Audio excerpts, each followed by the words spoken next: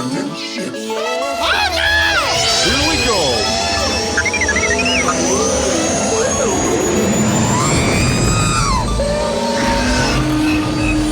Can I persuade you to join us for a drink?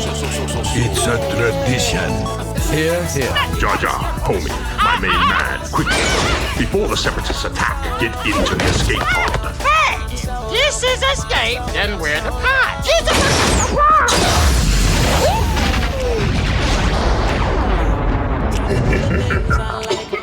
Welcome back to Star Wars Escape Pod and our very special Star Wars Podcast Day episode release, which is today will be February 7th, and therefore the 26th Star Wars Podcast Day, technically, although it's only been celebrated for the last handful of years. We are celebrating 26 years of Star Wars podcasting, and with that, look for the hashtag on social media, which is SWPD 2025 or hashtag Star Wars Podcast Day 2025. And lots of other Star Wars podcasts running this out there, but we'll talk about that in a moment. We have our co-hosts Blake, Kirk, and Matt with us this evening. So without further ado, let's dive right in, have some casual news, some story time, some games. Let's get into it.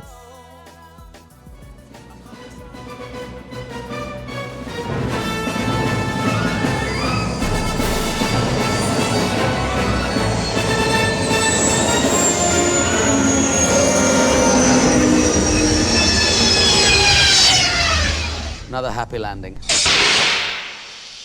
All right, well, welcome back to Star Wars Escape Pod.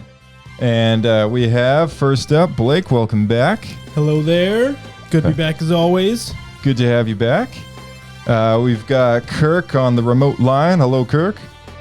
Oh, it's good to be back outside of the pod. Awesome. I was going to say in the pod, but that wouldn't have made sense.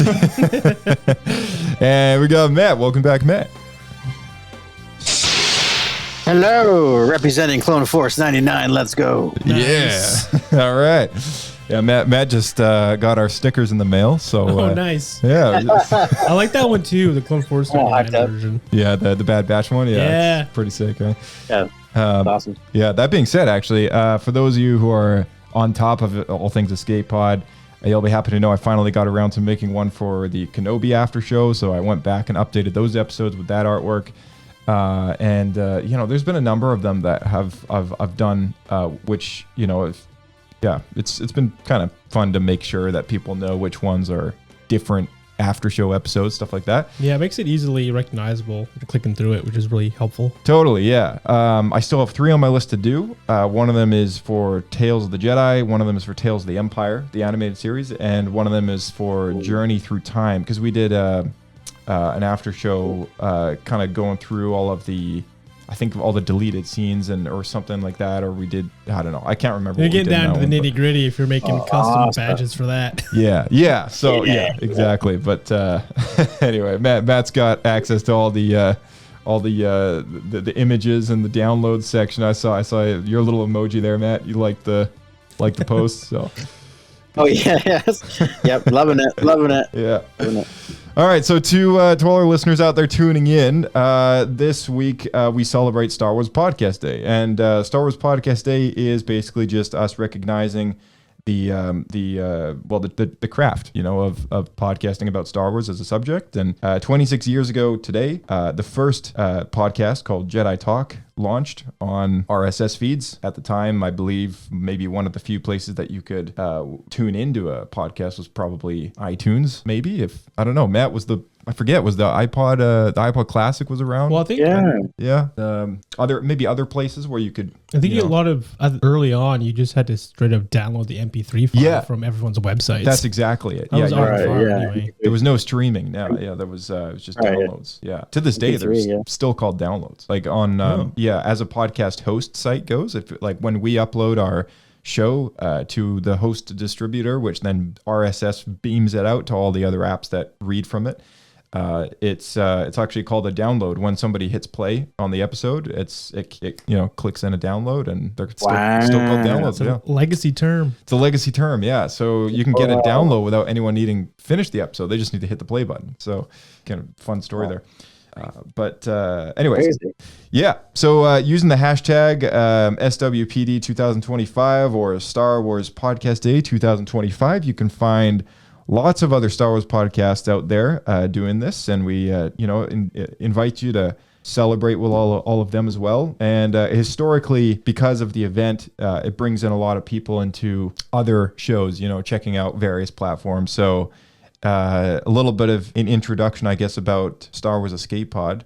Perhaps we can maybe it would be fun to hear one of you summarize what you think this podcast is about. So I don't know, Kirk. Let's start with you, man. Tell everyone what's Star Wars Escape Pod all about. Look, let me go back to the beginning. So Star Wars Escape Pod. We talked a bit about Star Wars.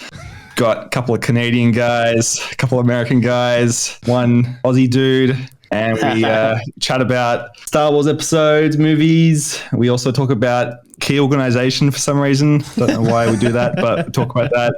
And that's pretty much it. And we have, and the Star Wars Escape Pod is also known for having the most sophisticated point scoring system per episode that our co-host still does not understand to this day how it works, despite having for many years. That's my summary.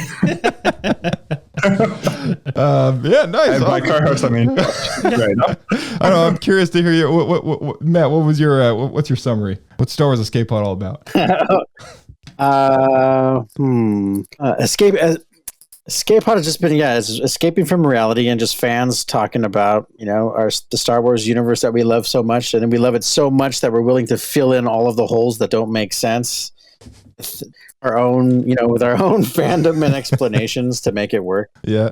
And so far it's been a blast, and I love that everyone's just being real. They're not saying it just because they're being paid to, or saying negative things to be negative to get get more likes, or being positive for no reason, even though it's horrible. Like just being just honest fans, and I love it. I'm hooked. Nice, awesome. Thank you for that. Yeah, and I guess that's not much of a summary, but that's just how I feel. Yeah. No, it's great to hear. Yeah, I like him. Yeah, the roots. Yeah.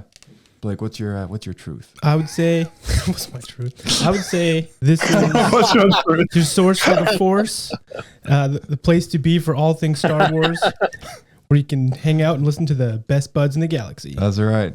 Nice. I love it. You know what?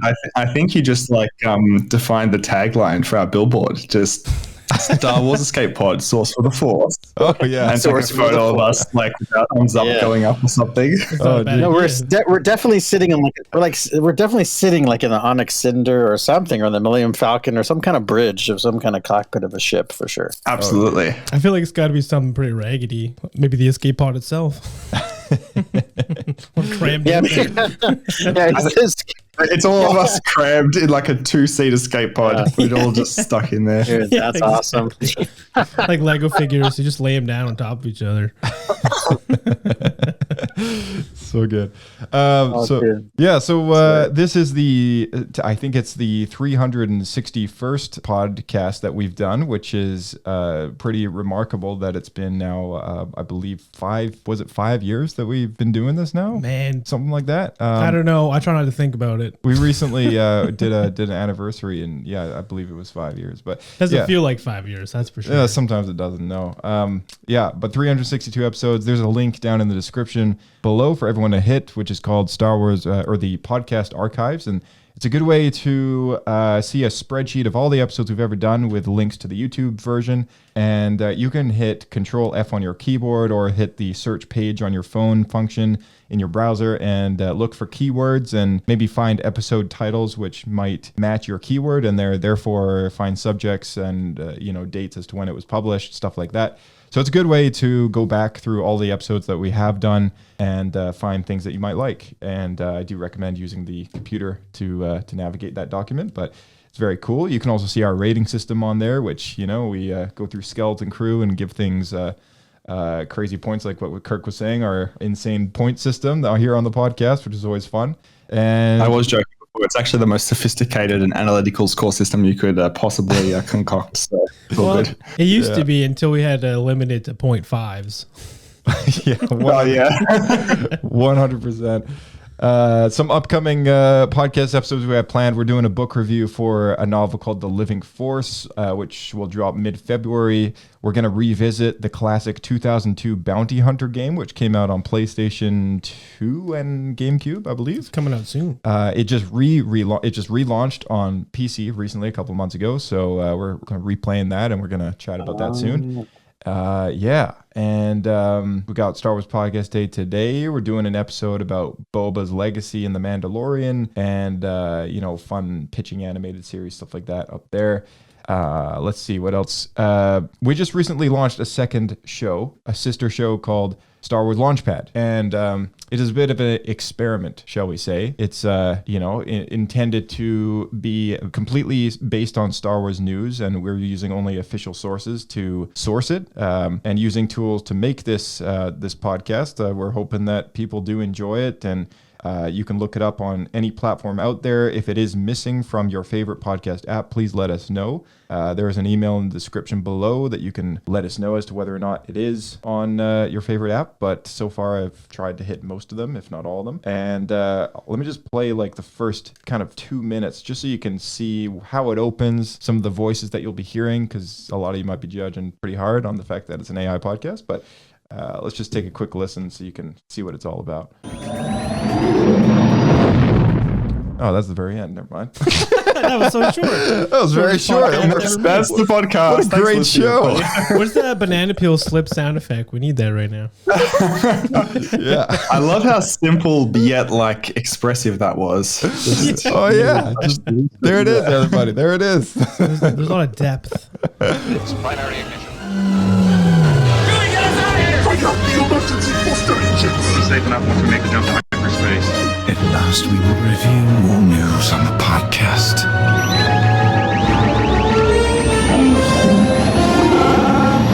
Don't strap yourselves in. I'm going to make the jump to light speed. Welcome to Star Wars Launchpad, a new kind of podcast experience brought to you by Star Wars Escape Pod. We call this a flashcast. Using the power of AI, we bring you an immersive experience to explore Star Wars news. Full AI disclosure. Some details may not be fully accurate. Either way, we hope you enjoy the experimental deep dive ahead with your AI hosts, Dak and Mia. Hey everyone, and welcome to Star Wars Launchpad. Today we're doing a deep dive into the world of Skeleton Crew. Ooh, fun. And taking a peek at the upcoming Star Wars celebration in Japan. Awesome. Skeleton Crew just finished its first season on Disney+. Yeah, just wrapped up. And, well, the hype is building for Celebration Japan. Definitely. It's happening in April. Can't wait. We've got some really interesting sources for you today. No.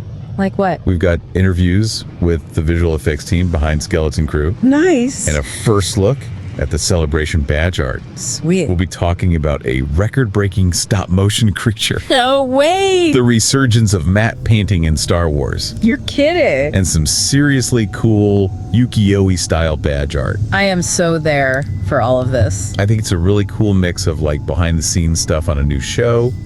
And a glimpse at how Star Wars is inspiring art and artists around the world. Yeah, it's a really cool combination of sources. So let's get started with Skeleton Crew. There's this Forbes article that argues that even though the show is really high quality, it's struggled to find an audience. Interesting. They're even saying all right, there we go. So that's the first 2 minutes preview there for you guys. Mostly just the intro song. Mostly just the intro song, but you got to hear the voices of what I'm calling them, Dak and Mia. Yeah. Well, Dak to me just sounds like he should be an announcer at Disney parks. It does. It does. So wait, I'm trying to understand what I just listened to. Okay, so that's AI voices? Yeah. That is completely generated. Yeah. Other than my voice at the beginning, of Right. course, being the intro. Right. But that's is it though, Josh? Because technically you're an AI. We just haven't announced that before. It is. Well, I can assure you. He doesn't even know that yet. He doesn't know that. Yeah. Maybe I'm fake. Maybe right now. I'm an AI. This whole show is an illusion. Anyway, it's going to be a fun experiment. We're going to see how it goes, how people like it. Hopefully people won't hear Han yell out, "Let's get out of here," and then do the same thing. Yeah, exactly. I think we'll see how it goes. We'll run it for like 6 months, maybe roughly every 2 weeks. That's kind of the plan. But it really depends on the news content, right? Like if it's a dry time, there's not as much Star Wars news to talk about. It's going to be hard to pull sources that are going to be perhaps legitimate and relevant enough to source a podcast out of that. So that's currently the plan. Because really, I think the whole point of this is just to be able to consume Star Wars news content and like driving and stuff. Yeah, exactly. It's really meant to be if anyone has access to those, like the Google News thing in the morning. If you say to your Google speaker, "Good morning" or something like that, or "Read me the news," there's usually like 2-minute kind of news podcasts that play from sort of the sources that you want it to read from, and it can take maybe one of them 10-15 minutes or whatever to go through all of it. Like I have one, I have it set up for like IGN and CBC or whatever, like a whole bunch, right? And you just get kind of like a quick dose of headlines and some details. And are you saying people are basically now creating their own AM radio for the morning? Sort of, yeah. But it's been a thing for a long time now. But it's just, I think in us doing this little side project here, assuming it goes well, if people like it, then you'll hear every 2 weeks you'll get a new Launchpad episode. That's kind of why it's called Launchpad, or launching the news out there. I think the main source obviously is StarWars.com to pull things from, and any very official source. Obviously, one of them was Forbes in that first episode about Skeleton Crew season 2. So that's another. We'll be pulling stuff from like the Hollywood Reporter and Variety. Places that are usually very official sources that Disney or Lucasfilm will lean on to get some news out there as well. So that's the plan. But we do recommend you check the sources, which every episode set up with the links down there, so you can always check them yourself afterwards. But yeah, it's kind of cool. Yeah, see how it goes. Neat experiment. Very neat. Okay, yeah. Let's see. Yeah. Matt, I know you have a really fun story for us as we kind of roll into this evening's agenda. So how about you kick things off with a story around the Hollow Campfire here? Is this referring to the Taco Bell commercial? That is, yes. Yes. Once upon a time, it was like 1996 at the studio in Hollywood on La Brea and Melrose, across the street from Pink's Hot Dogs. Actually, see Tarantino over there. I even saw Nicolas Cage drive by in his yellow Lamborghini. Nice. That's interesting.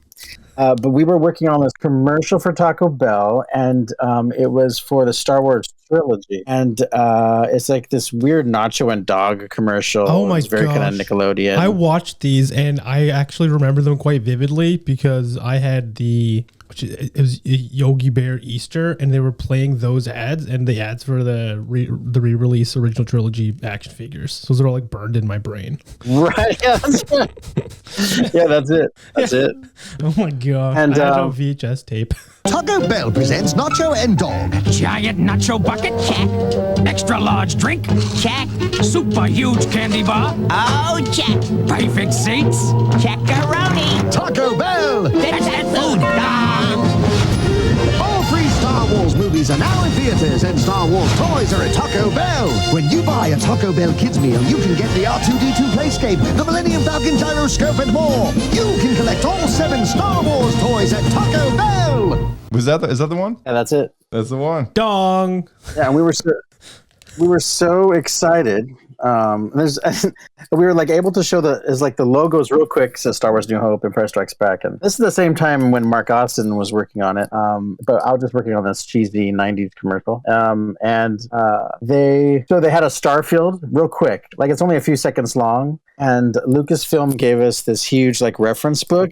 Because then, too, email was taking way too long. Like, you couldn't do images on email. Like, it would take forever, right? Right, yeah, it was the 90s. They would actually mail you this. Yeah, this is the 90s. It's like 1996. And they gave us a big, giant, like, ILM Lucasfilm, like, reference book. So we were, like, nerding out on that. Nice. all the different logos and ships and stuff. And then they had the Death Star in there. So we're like, oh, sweet. Let's put the Death Star in the background. So we did. So we threw the Death Star way in the back. We even thought it would be cool to have a TIE fighter like flying out of it in the background. Yeah. And they were like, nope, can't do it. No, like they totally Nope, cut that's it. too much. Like, what? Nope, too much. And we're like, this is Star Wars. Like, this is Star Wars. We're so excited that, Well, at least this you is didn't the try to first make thing- your own TIE there was fighter really out of nothing, tacos. right? Yeah, we did. Nothing. So yeah, we had the Death Star and they had us take it out, and they had the TIE fighter in there and they made us take it out. So now it's kind of boring. So it's just a quick like Starfield. would they just to not- promote the Star Wars. Why would they not want it in though? Is my question. Like, was it just too busy, or like why they? They're just limiting with their IP. Yeah. Well, Right. And why would you give us that big giant cool reference book with all the references if we couldn't use anything? I guess it was on a Friday. They're like, which one? Just give them the book. Just give them the whole thing. Give them the whole book. That does. I guess it was for the logo. That does make me follow up with a bit of a question though, because just in general, I mean, anyone listening who is alive, long enough to probably remember this time period, or those who don't, maybe you can just kind of enlighten people like what what that time was like for Star Wars. Like I remember growing up seeing giant cardboard cutouts for like Mountain Dew, Doritos, Pepsi. Yeah, dude, it was like it was everything. It was everything and everywhere. The toy aisle in Toys R Us, it was like the Star Wars wall. Like it was like a huge part of Toys R Us that was just for Star Wars things, right? And it was like it's no exaggeration to say that the toys is what basically funded all of the rest of George's movies, right? And that's saying something. But back then there was a lot more work going around, I guess, for all these very random brands that was like working with Lucasfilm for like that IP to advertise their product, and they paid for that stuff. There was like a Pizza Hut. Pizza the Hut. Yeah, Pizza. Pizza Hut. Pizza the Hut. McDonald's, obviously. I mean, there was so many things. Do you remember any other retro commercials at the time that were really cool to watch, or anything that inspired you, or things that you really inspired your Star Wars taco ad? Yeah. Like taco ad. Well, because at that time, Star Wars fans were starving for anything Star Wars. There was nothing, right? So the re-release of the trilogy was like super exciting just for that. But also I remember you're taking me back, to like, I think 99 when episode 1 came out. I remember seeing all the cool like mini posters you can get like at KFC. Do you remember that? Oh, like put the posters together to make one big poster, and it's like Qui-Gon, and it was like, it was everybody and Jar Jar, and then and I collected all of them. But taking me back even beyond that, like when you're saying that, so I think a pivotal time in my life, in the little Matthew, Burger King had this series during Empire Strikes Back, had these really cool Burger King glasses that you can get. But also when you went to Burger King as a kid and got the kids meal, there's this giant like poster with a bunch of different stickers, like a sticker pack, and you can put the different stickers on different parts of the story. And that just, I don't know why that blew my mind. I remember looking at the Millennium Falcon and the asteroid and the creature that's like trying to get them, the Millennium Falcon as it's flying out of its mouth, and seeing even pictures of Lando for the first time. Like, oh, who's this guy? This guy looks cool. Was that before the movie came out? So like, was Lando spoiled to you because of Burger King? Yeah, that filthy Burger King. Yeah. Legendary. No spoilers, Burger King. I think Hasbro does all the time too, right? It spoils everything. So I have a book called sure. I have a book called Star Wars Year by Year: A Visual History New Edition. It's by DK Books. Please tell me it has all of the food ads from the 90s. I don't know if it has all of them, but there's just what it is it's basically like picture a yearbook, but for Star Wars, and spanning from like prior to the first film all the way up to today, and every single month of every single year in that history, it is kind of calendarized when things came out, when things were released or announced, or even world events that happened at the same time as big Star Wars things. So like for instance, like I'm on page 177. I'm looking at the page which has October through December of 97, and it talks about Starship Troopers. And it's always relevant to something Star Wars related, like Tippett Studios or ILM or whatever, right? Crimson Empire, the Dark Horse comic, came out in December that year. Titanic from James Cameron. That came out as well. And it says also in 1997, Star Wars Food Promotions, a company from South Africa called Nature's Source, runs a Star Wars promotion giving away free cardboard discs with breakfast cereal. In Spain, ice cream company Frigo releases limited edition plastic Star Wars popsicle sticks. These are popsicle sticks that you can make your own popsicles at home. So you lick through it and then you get a face of Leia on the back. Like, you know, like I remember they used crazy to do stuff. that. Yeah, you get the logos and stuff. Yeah, like, I don't know. It's just like really random. I'm sorry, what? Can you say that again? Just like cool stuff, right? Like, it's just like, you know, the most random things. I think one of the most random things I've seen in recent history was there was a Star Wars label for a sack of mandarins. I don't know if you guys saw those. It was just like I've definitely seen that. some mandarins sold in at the grocery store, but the label that's on them was also just had a Star Wars picture on it, and it was just, was it Mandalorian mandarins? That'd be very fun. Yeah, it was like what it was? Mandalorian mandarins. Yeah, I think pretty it was good. something like that. I think. Do you remember those ice cream push pops? Where it was like a toilet paper tube with ice cream in it. Yeah, that's where they got the Jar Jar tongue. They definitely did that that's with different. BB-8, didn't they? They like the BB-8 mandarins. I feel like they did that those here. Probably, yeah. Or There was at like, least I saw them there. yeah, maybe there was like yeah. stickers or something on it, or in a yeah. All right, yeah. And Return of the Jedi during that time period, they had C-3PO cereal, and that was like my jam. That's all I had was the C-3PO cereal, like all the time. And on the back was a C-3PO mask that you can cut out. Nice. So funnily enough, Did it taste good? That cereal? Or are you buying it just because you're a fan? You know, as a kid, I liked it, but I think I would have eaten them no matter what. Yeah, Was it flavored or like? just sugar. Yeah, It was a very sugary. just classic cereal. Classic kids sugar, like corn pop type of cereal. Yeah. Man, that used to be more of a thing, right? Wasn't there a lot of shows back in the day where they'd all get their own custom cereal? that was probably a thing. I feel like I remember seeing references. Yeah, I think to so, that in yeah, the 80s yeah. and stuff. Yeah. So I'm just looking at page 196. Wheaties. What was that, Matt? I said Wheaties was pretty big. Like they had like Michael Jordan or whatever, had sports stars on it. Oh, okay. Wasn't there like a Mr. T cereal? No, Oh, there was Mr. T cereal. Yeah, I thought so. Yeah, it's like everything. So I gotta bring that back. I would buy some Mr. T cereal. So your Taco Bell commercial there, Matt, though, that was 97. 2 years later in 99, when the Phantom Menace released, they really, at that time, because yours was in that era of the re-releases of the original films. And then when Phantom Menace came in, they like really ramped up on Phantom Menace stuff, right? Like those Hold on. following 2 years. Sorry, I just need to confirm. Was the cereal called C3POs? Lol. Oh yes. Yes. Right? That had to be, that just came to me now. Like it had to be called that. So Taco Bell. Hire this guy right now. Put him on the marketing team. If it wasn't that, the person should have been fired. Just saying. So Taco Bell, the same company that you guys did your commercial for, 2 years later, sold Star Wars Phantom Menace cup toppers, which were limited edition cups for $2.99 with every drink purchased. They had Darth Maul as a character. They had Yoda and Little Annie. Had it was like a figure on top of a cup, but just the torso half. So right, so it's like they're standing in your drink. How small would the Yoda and Annie be? Yeah, it's like they're standing. It's like the cup is their body, and like the torso was their. I collected all of them. Yeah, I collected all of them. Okay. Nice. Okay, and then same year, Pepsi Cola Company debuts 24 limited edition, and the designs could vary across different product lines for the vending machines. So like Mountain Dew, Diet Pepsi, all that stuff. They had different designs on the different products. So.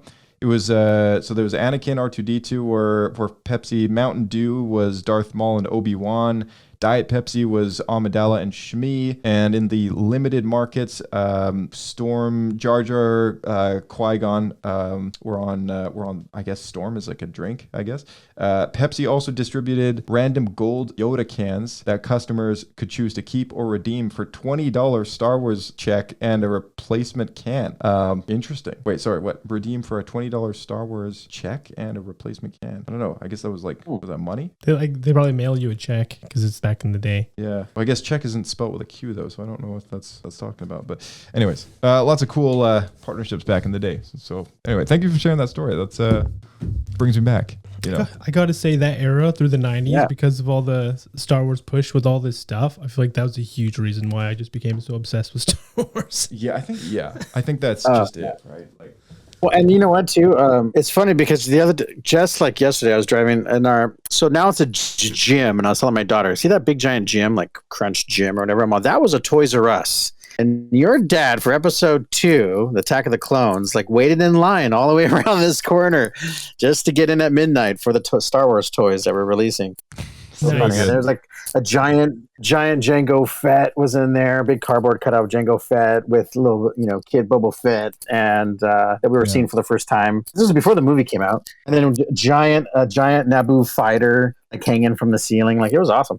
Yeah, it's crazy, and it's for today's celebration episode too. It's weirdly, ironically relevant to kind of celebrating Star Wars Podcast Day, which came out the same year that a lot of this, Pepsi stuff was going on and all that, cup toppers, whatever. Right. Because the hype was so big that, and podcasting at the time was like, I mean, now it's just a dime a dozen, like so many out there, but it was such a niche thing, like nobody did it. Like it was just this really new thing, and the inspiration was. So real. now you're taking me.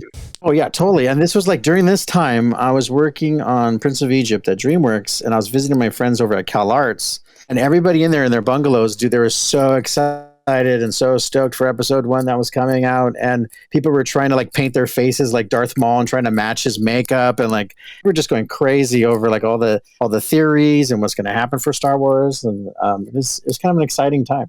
Oh, unreal. Yeah, like it's I think like really like kind of like what you were saying, Blake, like the inspiration that was happening, things that all this saturated kind of Star Wars stuff, I think that's what probably got podcasts going in the first place with Jedi Talk. And I would love to talk to those guys and just see like, hey, like what inspired you to do this, other than the fact that the movies are awesome. But like, was it was a big culture thing too. It was. And it also just shows the brilliance of George of doing that to get it in front of kids' faces. Oh yeah. So they get obsessed with it and get latched on for life. Yeah, we've all been brainwashed. George knows how to make a cult. 100%. Yeah. George, Can I, Matt? Can I ask you a question, Matt? I'm wondering what was like the leak landscape like back then from what you can remember? Well, what's funny? That's funny that you say that, because people were like trying to like go through, because they released the soundtrack. So people were looking at the soundtrack and they're like, wait, I think Qui-Gon dies. Like that was the thing. Like that was like a big leak. Like, does Qui-Gon die? Qui-Gon dies. Funeral. Yeah, because there's a song called Qui-Gon's Funeral. Qui-Gon's Funeral. Did it actually say that? Yeah, that's the actual track name. Yeah. But did they change it like back then? Nope. No, they came out and released it early. The soundtrack came out like a few months early from the film to promote the film, but one of the tracks is called Qui-Gon's Funeral. Yeah. No way. Like he must die. Yeah. Like, oh no. That's awful. Yeah. Crazy. We were talking about the pod racing stuff at the time a lot, and about a lot of the simulation CG they were doing for that. I mean, again, I'm around a bunch of nerds like nerding out and stuff. So there's guys talking about the CG stuff for the pod racing scene and the dynamics that was going into it and all that stuff. Yeah. Imagine in 1980 they released like the Empire Strikes Back track a few months earlier, and one of the tracks is called like Vader is Luke's father. Yeah. Oh man, yeah. That same time, dude, Empire Strikes Back. I'm sorry. Oh no, go for it.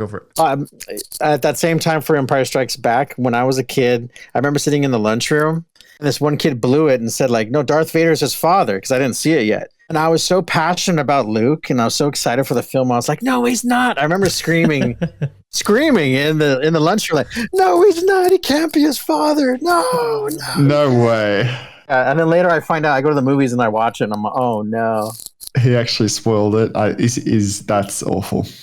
That's horrible. That was Matt. That was you in the lunchroom. Oh man, it's what's interesting about that is that it still happened even on that movie. The novelization for Empire came out a month before the movie came out in April. That's when the book released, and it would have been in the book. I think David Prowse kept spoiling stuff too, right? Wasn't that a thing?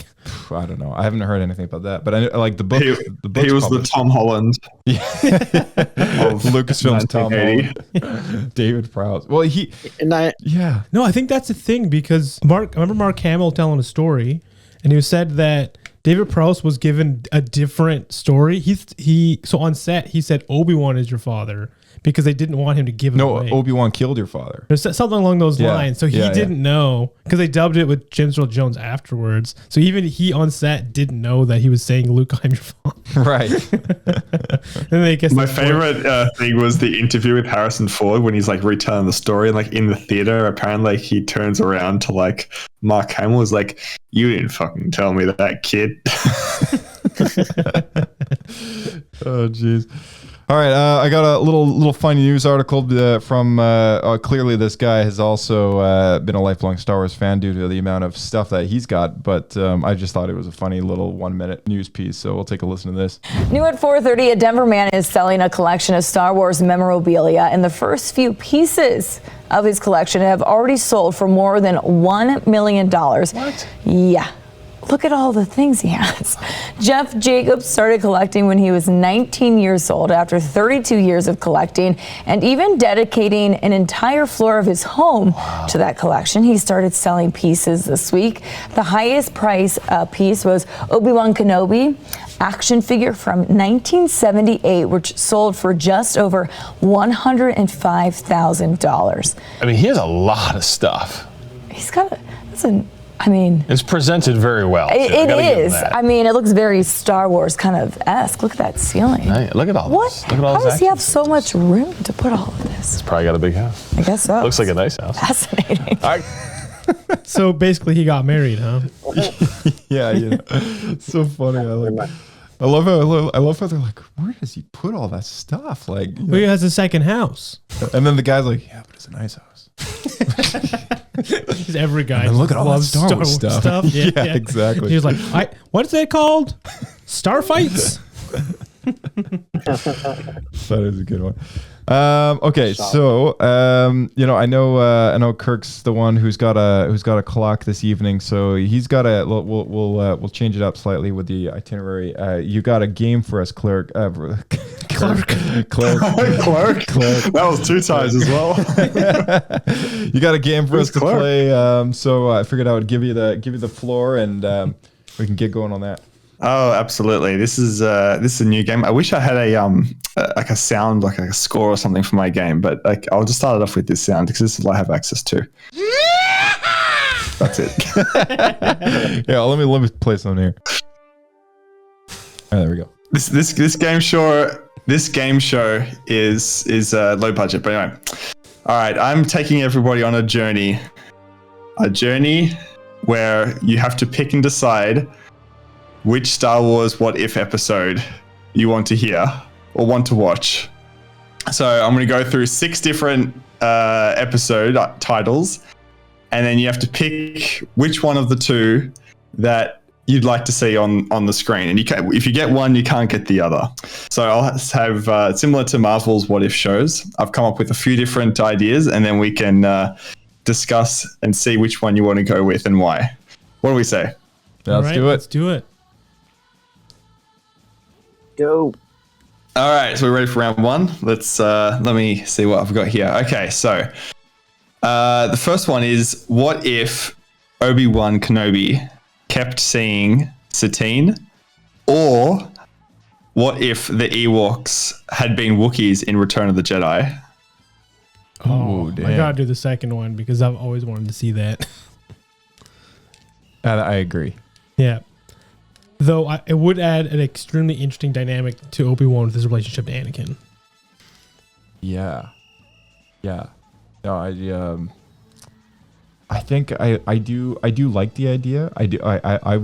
Yeah, man. I mean, that's the thing. Like, Wookiees would have definitely ended up in Return of the Jedi if they had the money for it, right? Mhm. Like that's the whole reason why the Ewoks exist. Yeah, that's why Ewoks are Wookiee backwards. Yeah. And that's why George was almost sued. Oh yeah. we went that story. Wait, did they run out of money for Wookiee suits? Is that what happened? They yes, I think it was like a budget thing, but also just achieving like. Oh my goodness! Yeah, I think there's also more toys to be sold with something cuddly too. Yeah, that may have played a part. I think most of it was just like a money thing though, because like it was like you can make three Ewok costumes for the cost of one Wookiee, right? You could probably make more Ewok costumes than that one. And they if needed it's a as high lot. quality as like Chewie, they Yeah. could probably do a little cheaper than that. But man, because I enjoyed them finally getting to use the Wookiees in Revenge of the Sith, but to see them fighting in the same style that we see the Ewoks fight, where they'd be like ripping people, like stormtrooper arms off, and like Would have been cool, right? yeah, man. I think it's also just because of the era, everything was so practical. I think it would have been really cool to see that. Yeah. What Just about the- you, the Matt? grit. No, 100%. Yeah, 100%. I've been a big, huge Chewbacca fan, and just to see Wookiees, yeah, all the Wookiees would have been so awesome, dude. Yeah. And we do see Chewbacca that one, like for 1 second, this kid, the Scout Walker. Like, yeah, they could have been just tearing it up, dude. Like, imagine all those Wookiees. Oh, I'll swing it down from the vines.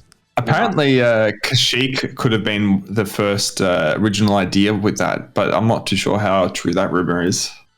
Yeah, It would have had to have been because it was Like, already canonized in Kashyyyk. the Christmas special. Yeah, the holiday special. Yeah, so it was already a concept, Yeah. I guess. Yeah, it makes total sense though that. And yeah, go ahead, Matt. there could have been kid Ewoks. Yeah, there could have been kid Ewoks too, and teenager. I mean, not Ewoks, Wookiees. There could have been teen Wookiees helping out, and like kid Oh, yeah. Wookiees. Like They're lumpy. Get lumpy in there. Yeah.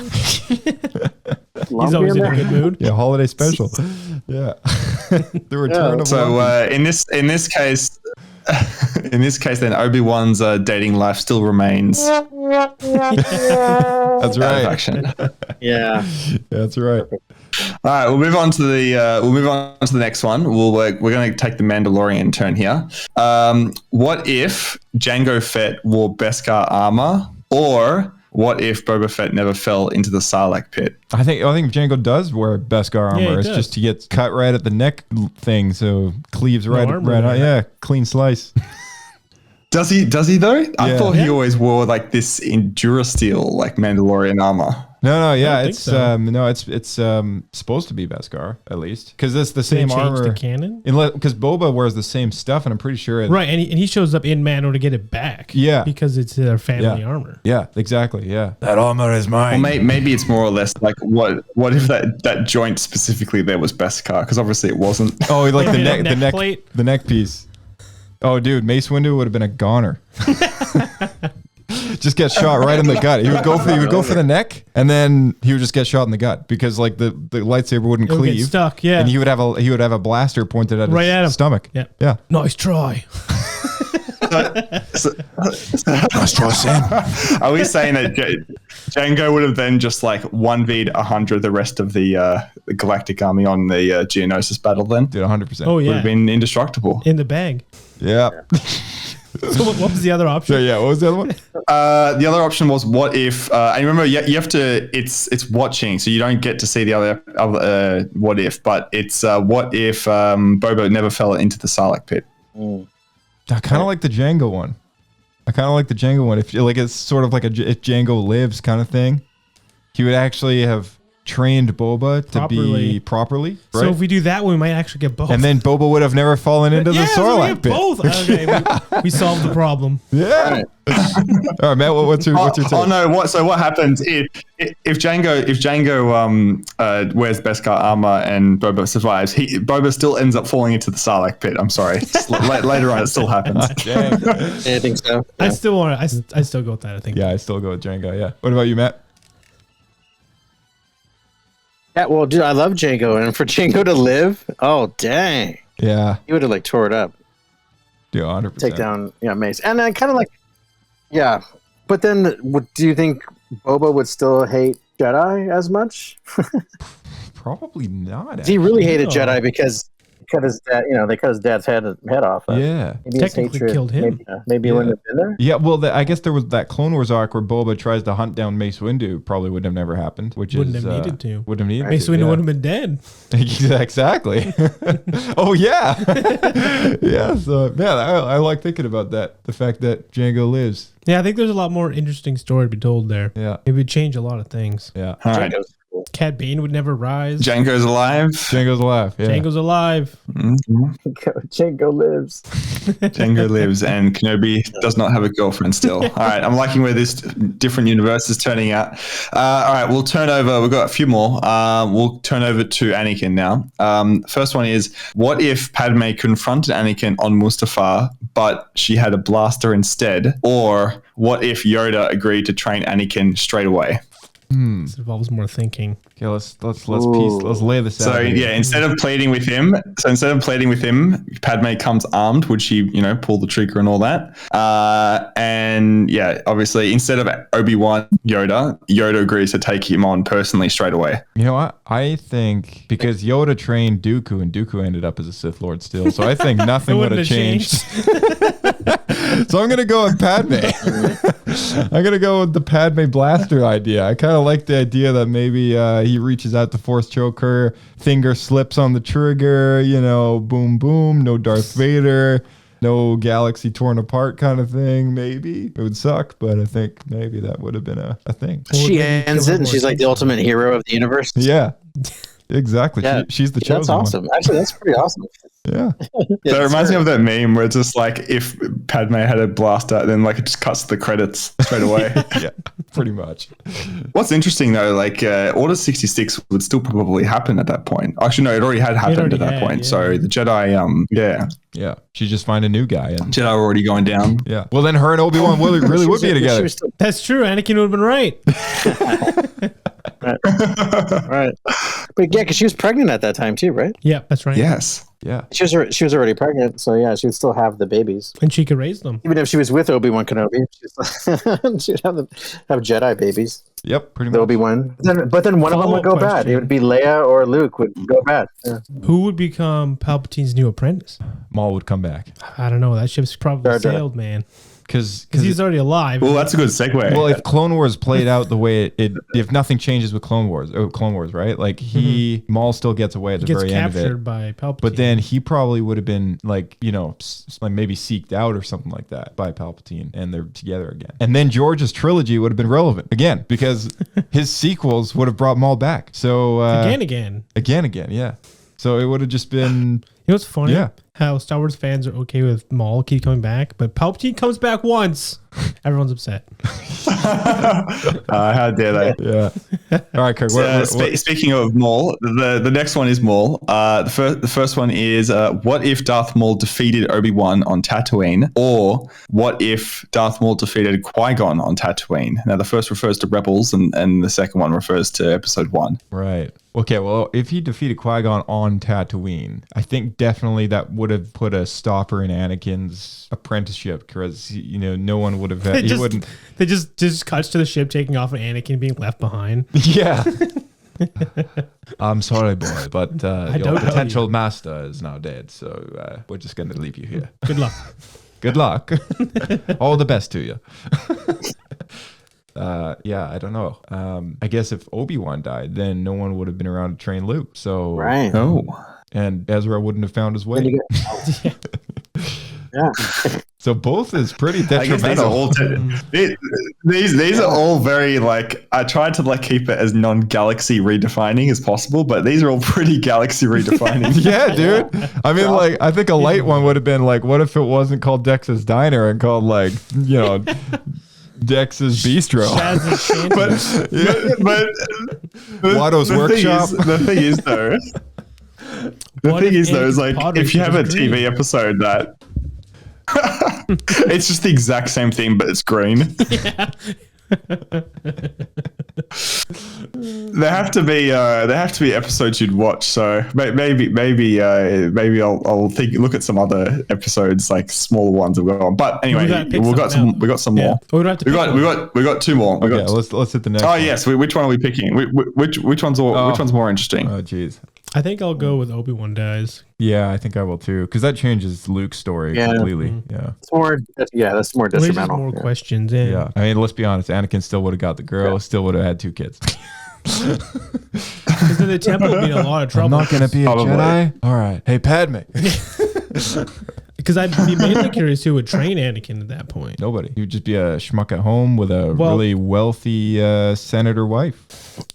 If you were stuck on Tatooine, He would have become royalty. He would have found a way. Free living. Well, I Free guess guy. we'll find out when they later the episode. Yeah, in Kirk's Star Wars movie. We will. We will. We will. All right, what's the next one? All right, 2 more. We got 2 more. The first one is what if Obi-Wan believed Dooku? And the second one is what if actually this is very galaxy defining here, but what if Obi-Wan let Anakin kill him in Revenge of the Sith? I think I like the Dooku one. Yeah, I think so too. Because I'd be very curious how. Because then he'd have to either work like undercover or try to convince the Jedi Council, which probably wouldn't believe him. And then you have to be like a double agent. Or that whole conversation between like Anakin and Mace, arresting the Chancellor, all that stuff, that happens between Kenobi and Mace, right? And they team up with this guy, ex-Jedi Dooku, who is then at that time not yet revealed to be a Sith Lord. They go to arrest Sidious. They end up fighting. They end up killing him because Tyrannus uses the Jedi to kill his master. And now Dooku's the master of the galaxy. And now the Jedi think, oh, there's no Sith left. Boom, there's still a Sith. And That'd the be an story interesting continues, storyline, and Dooku has an apprentice of his own, Ventress, who becomes a real Sith apprentice, and then the story keeps going. That would be crazy. Wow. That'd be an interesting Mind blown, right? I'm down for that. I'm down for that too. Yeah, I'm down. I'm down for that. Yeah, Palpsy can Yeah. Right as a comic. I think what's interesting. Go on, Matt. Oh, Ventress is in the next Bad Batch hyperspace, I guess, book that just came out. Dark Horse. Yeah. Anyways, go ahead. I'm sorry. Yeah, it's like a flashback to Clone Wars. Was the first encounter between Ventress and Clone Force 99. Yeah. Go ahead. I'm sorry. I think what was interesting with these is if you obviously they're quite galaxy defining, but imagine if you have this rule where these things happen, but the later events turn out fairly similarly to how they did play out. It's just how everything kind of got there just plays out differently. And it's interesting to maybe think about how the different story points would map from there to get back on course, if you could say. So it's like the Force finds a way to make it work. It all kind of eventually gets into the same spot. Yeah, so let's say Obi-Wan believed Dooku. In the end, the Order 66 would still happen and Palpatine would have still won. Who knows what would have happened with Anakin and everything. But what story points, what would change and what would stay the same? I feel like I read this in a Star Wars book. There was like a, what do you call it?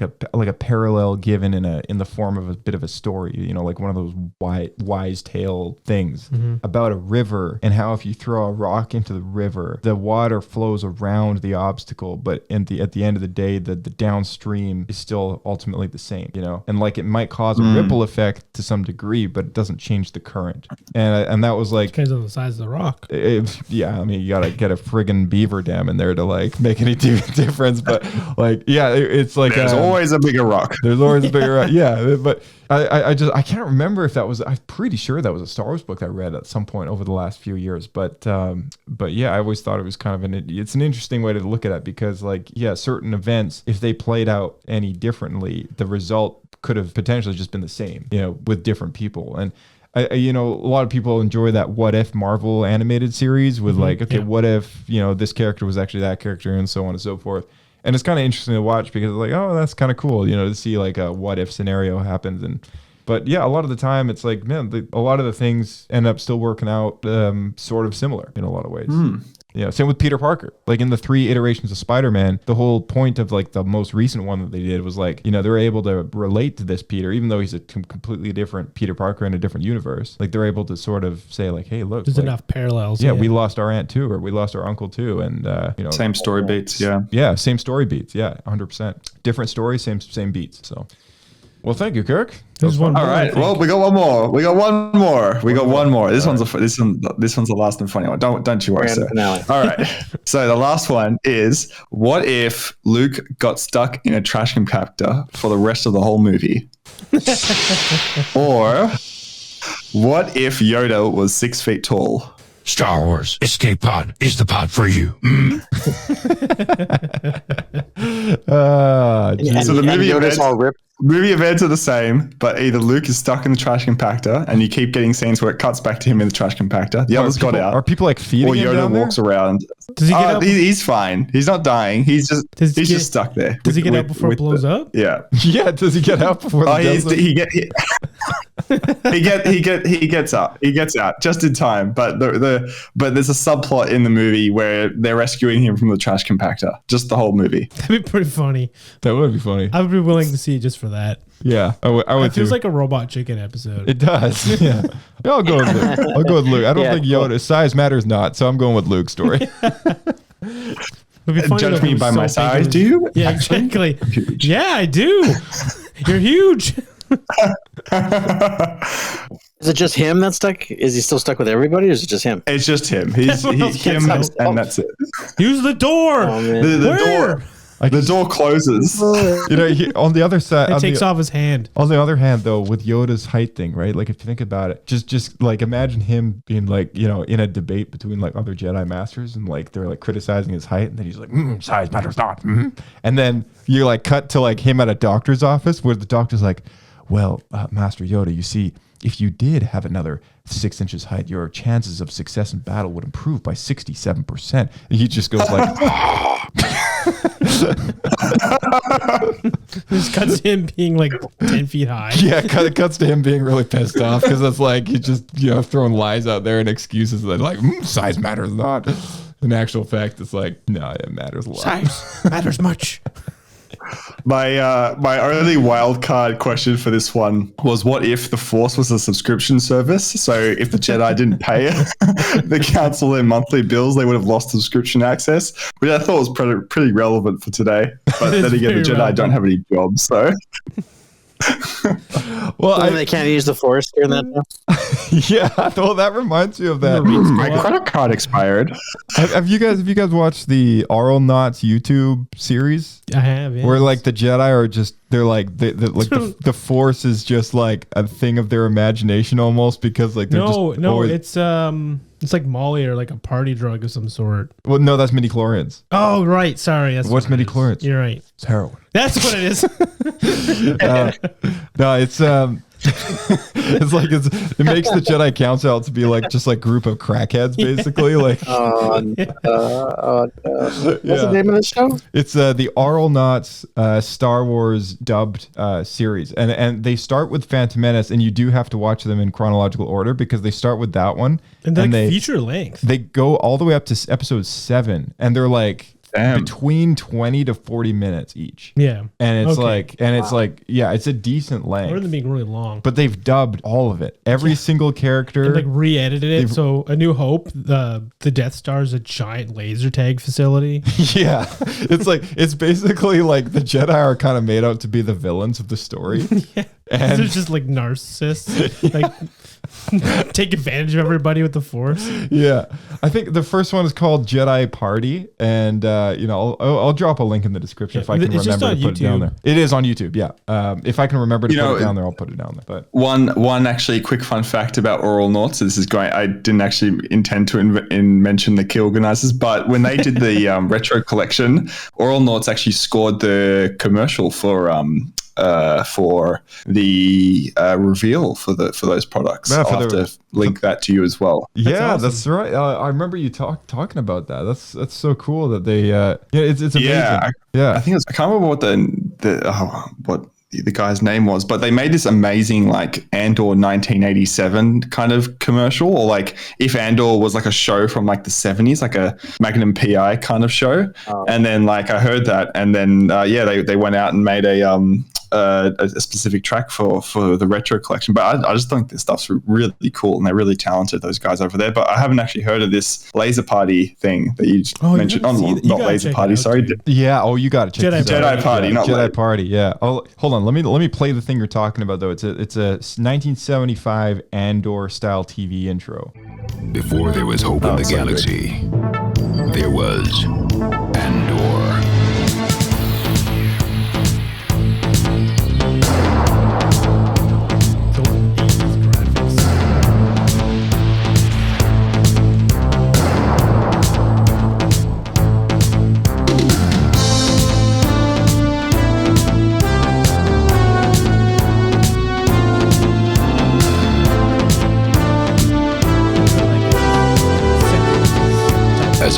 ruthless empire tightens its grip, one man, chosen by happenstance, will rise up to become a leader of a revolution. He is a new kind of hero for a new age. His name is Andor.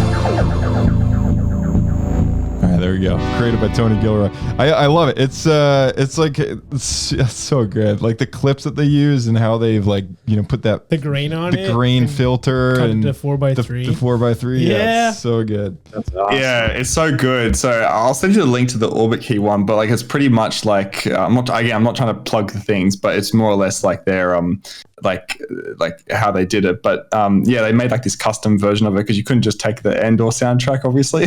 Yeah. But yeah, they're really good there. I didn't know they did all the Jedi Party stuff, so I'm gonna check it out. Yeah, definitely do. Yeah. Yeah, I think the first one was like years ago. Yeah, it was done like 2015 or no, oh man, yeah, maybe even 2012. Like it was a long time ago. Yeah. I mean, there's a lot of them. There's a lot of work done into those. Because they also did all this other stuff as well. Like they did like the Book of Boba Fett one they did, I think was even better than the Andor one. But like it was like they did a similar like retro Book of Boba Fett version. Yeah. Oh, it's cool stuff. Yeah. Awesome. Anyway, that concludes Star Wars What If. Oh, I thought you were gonna put them together and you get some sort of crazy galaxy. Well, thank you, Kirk. Next time. That was a good one. All right, now, Kirk. Kirk, are you heading out now, or do you are you how much time you got left? I'm still around for 10 or so, so we're all good. Okay, all right. In that 10 minutes case, or so. Yep. In that case, we'll play a micro round of Star Wars Ultimate Trivia. Well, I wouldn't mind getting Kirk's take on this article. Oh, okay. Kirk, you wanna do the article instead with your limited time? Yeah, let's. Okay. Well, let's do it because I probably will fail at the trivia. Yeah, you're up against Matt, who won last time, so that's very likely. Champion. Yeah. Right. I said no hope. Okay. All right. Cool. Let's transition over to the article then. And Blake has doubts in me.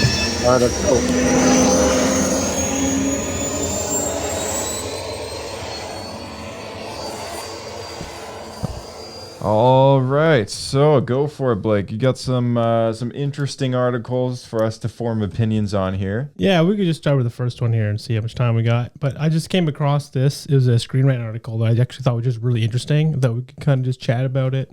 So the article itself is called "The Chilling Star Wars Theory Explains Why Padme Didn't Turn on Anakin After the Tusken Massacre." So we're getting some dark stuff. Okay, all right. That's pretty serious content. Yeah. I feel like a totally different vibe from what we've been doing the rest of the show. Yeah, this isn't Molly's article, is it? I don't think so. Otherwise, we could just bring her on and ask her about it. That's true. All right, let's take a listen. No, but because I don't know about you guys, but it always kind of stood out to me that it was very odd that Padme just moved past Anakin murdering these Tuskens. He's admitting that even women and children and stuff. And she's like, to be angry is to be human. Right. and she's like this person who fights for justice in the galaxy all the time. It just feels very out of character for her. So I think there's some points here that I wrote down that we can kind of just go through it and discuss it. So we can go section by section. So Padme's forgiveness of Anakin is very uncharacteristic. Padme is known for her strong moral compass, making it puzzling why she quickly forgives Anakin for massacring the Tusken Raiders, including women and children. Instead of condemning his actions, she responds with, "To be angry is to be human," downplaying the gravity of the massacre. So then it actually tries to dive in to explain it a little bit, which I thought raised some really good points that, admittedly, when I first watched Phantom Menace, I was 9, so I didn't really pick up on racial tensions and things like this going on in Naboo. But it raises some really good points here, kind of having that revelation to what happened there. You're talking about like the like between the Gungans and the Naboo. Yeah. Okay. Yeah, because I never really thought about it in that light. I just thought it was like two like warring nations or whatever. But there's actually a lot more going on there. So Padme's upbringing on a racially divided world. Naboo had long-standing racial tensions between the Naboo and the Gungans. While she helped form an alliance with the Gungans, prejudice persisted on Naboo, and her failure to address the issue earlier raises questions about her unconscious biases. Because she never actually tried to make peace with the Gungans, even though she had been ruling for a while, until she was basically forced to do it, which she never really thought about before. Yeah, and then she pairs up with them because they have a grand army. Yeah, that's the only reason she needed their army, or else she never would have went to them in the first place. This is interesting. Right? That's what I mean. That's why I thought this was a really interesting article. It just makes you just kind of view Naboo from a very different perspective. Do you think she viewed Sand people in that kind of same way? That's the idea. Yeah, exactly. And it's also worth noting that Palpatine grew up on Naboo. So Palpatine's use of prejudice mirrors Naboo's history. Palpatine, also from Naboo, weaponized prejudice to manipulate the galaxy, particularly against the Jedi. His empire excluded non-humans, showing that bias was deeply ingrained in his worldview. Growing up on Naboo's divided society may have shaped his ability to exploit racial divisions. So what we're seeing Palpatine as emperor having only humans running the empire is exactly mirroring what we saw in Naboo with Naboo society. And Padme, for all the good that she's done, grew up in that same society. Yeah, that's pretty crazy. Right? That's like that's very continuous theory, or very consistent. Sorry, consistent theory. Yeah, and I think it's so fitting that I think this was George's intention, and I just never picked up on it before. Yeah, it's certainly hard to say. The Palpatine thing totally makes sense. As far as the Padme thing, like, well, there's a little bit more here. Maybe we'll get into it a little bit if you have any reservations. Padme's potential unconscious bias against the Tuscans. So, despite her strong moral stance, Padme may have inherited Naboo's racial prejudices. Then the Naboo saw themselves as superior to the Gungans, much like how the galaxy viewed the Tuscans as lesser beings. This bias might explain why she didn't react strongly to Anakin's massacre, unconsciously seeing the Tuscans as less than human.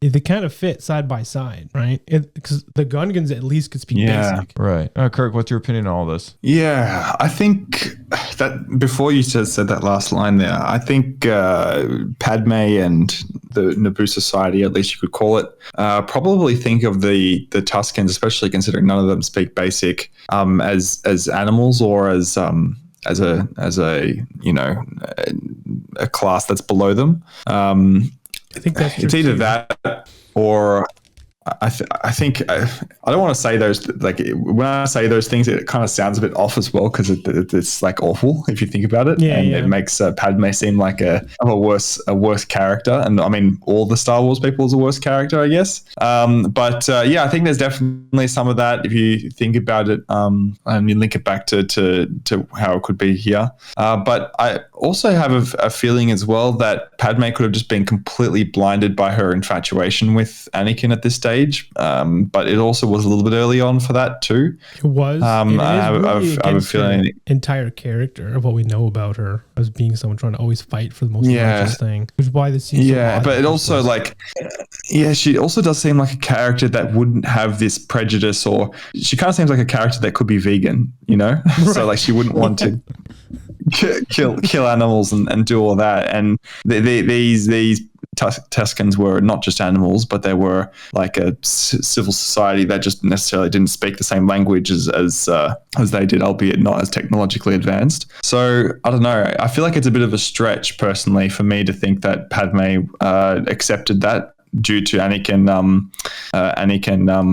sorry, not due to Anakin, but due to those stigmas or prejudice, I guess you could have had. But I also have a feeling more leaning towards the fact that she was blinded by Anakin at that stage, and she almost may have just not believed him and think he was going over the top.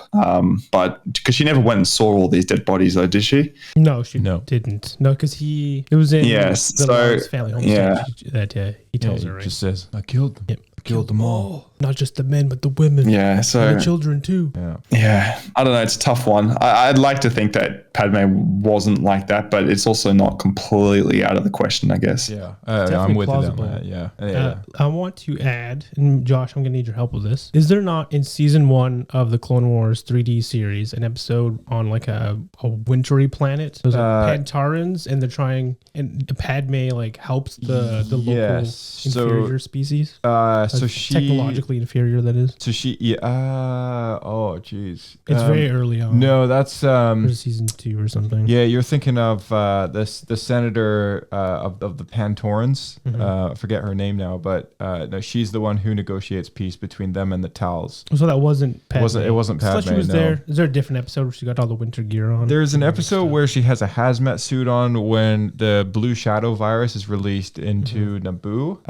They're in the Gungan area, and oh geez, yeah, she's also, I think she also was on Rhodia doing something, because her one like a close family friend is Uncle Ono, or Senator Anaconda. He's like a senator for like Rhodia, and he's the one that later gets assassinated by his work partner, and she is like family to him, and he is like family to her, and she calls him Uncle Ono, and this is a Rhodian. So that's I think the only evidence that, other than her being pretty good friends with Jar Jar and stuff, but that's a little different Ahsoka, though, because I think she's fine with all the alien species that are like part of like the Republic. I think is more like the Gungans, right? They're kind of like underground, like their own closed off species.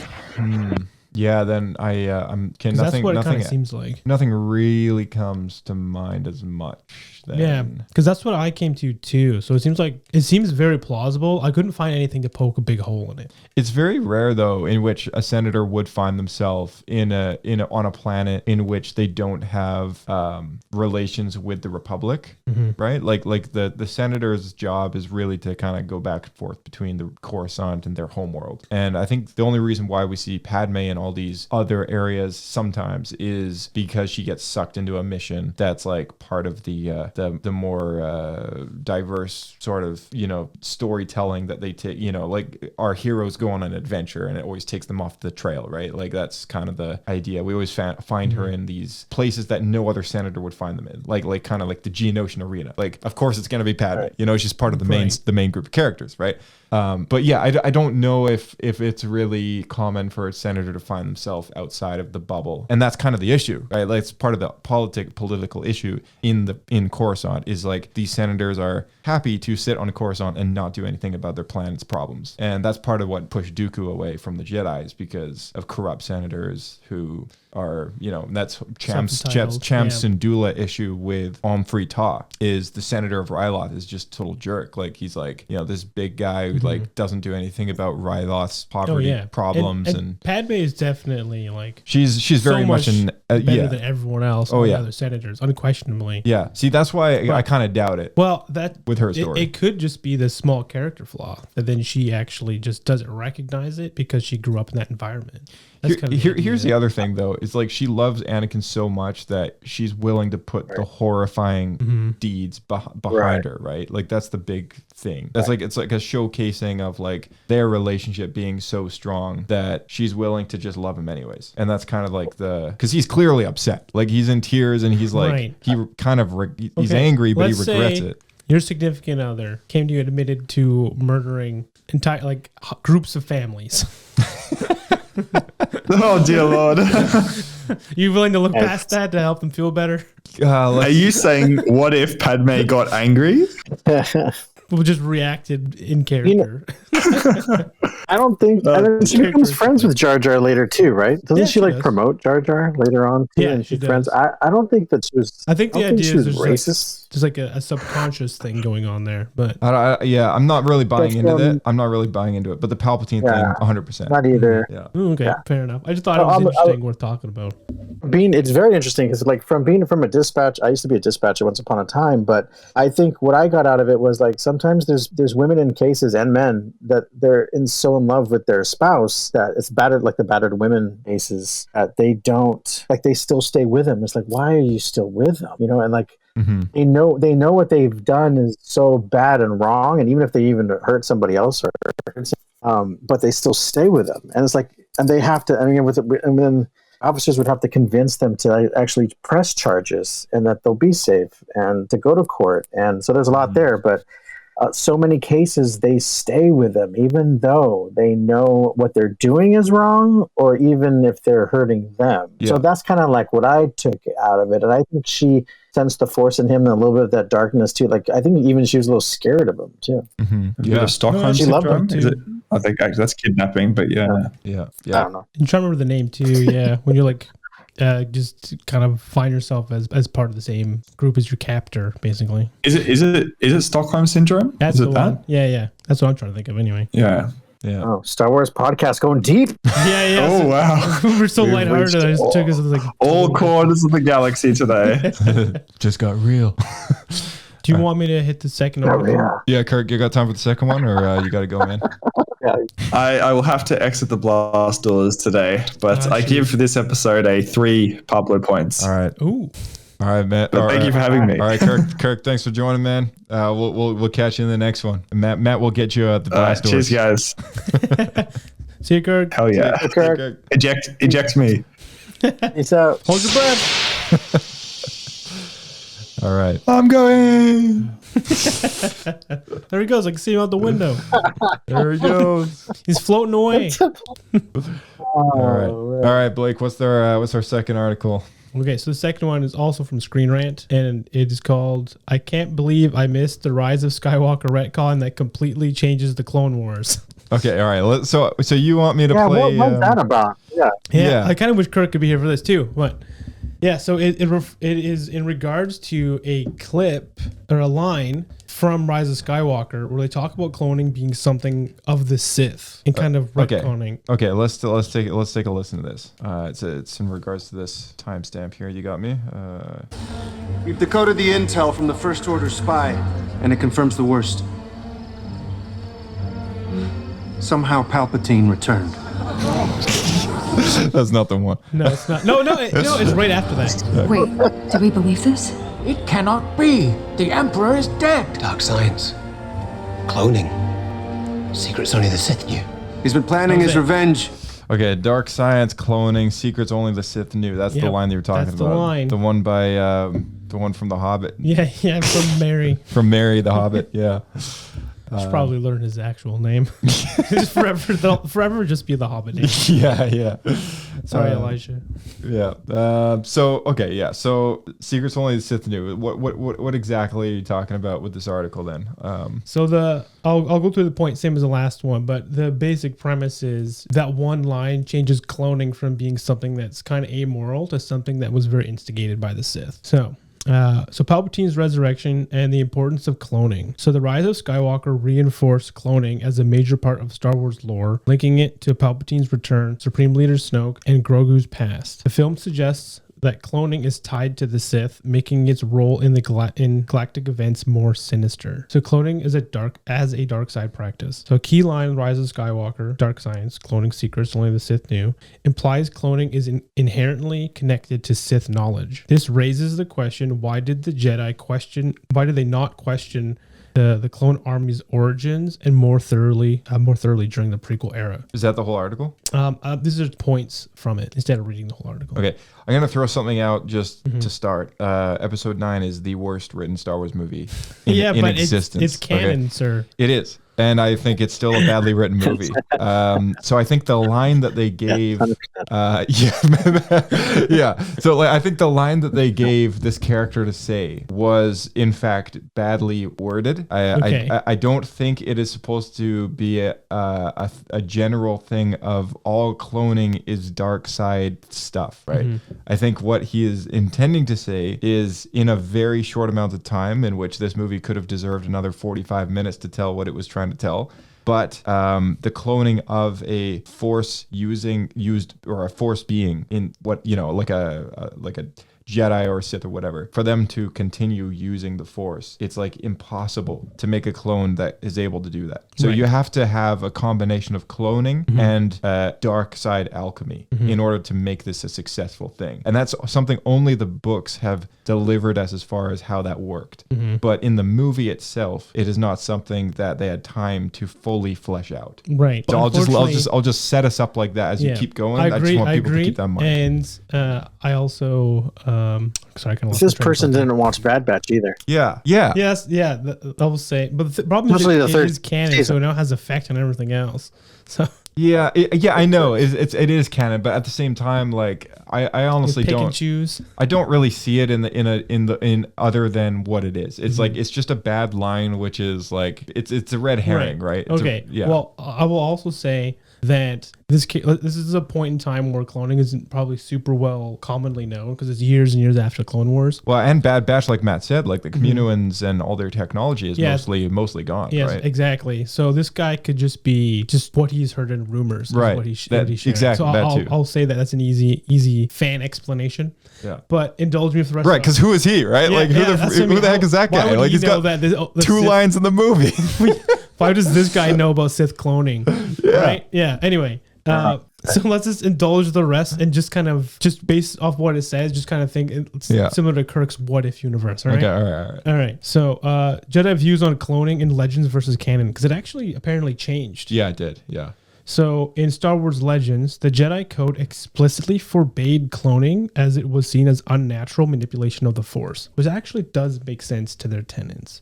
In canon, the Jedi seem unconcerned about the ethical implications of the cloned army. So that actually is something that did change. So it's funny how it actually kind of fits with that. Anyway, the Sith's